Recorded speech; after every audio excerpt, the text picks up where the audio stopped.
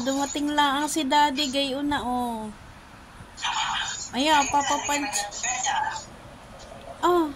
papapansin eh, hindi naman ganyan kanina, tulog naman yung kanina.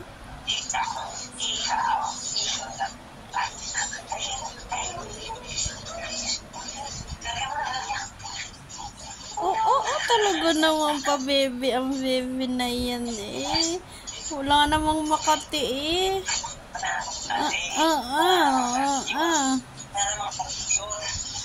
Napapansin lang, yan papansin.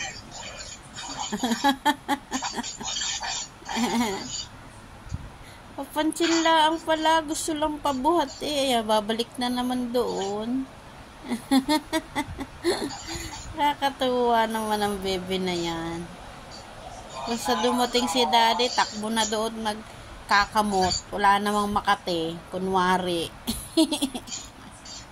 Ang cute eh. Yung isa yun, nakahiga sa luwas. Donay.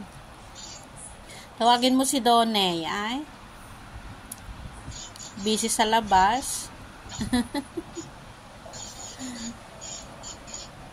Kakaaliw naman po mga bebe namin na yan.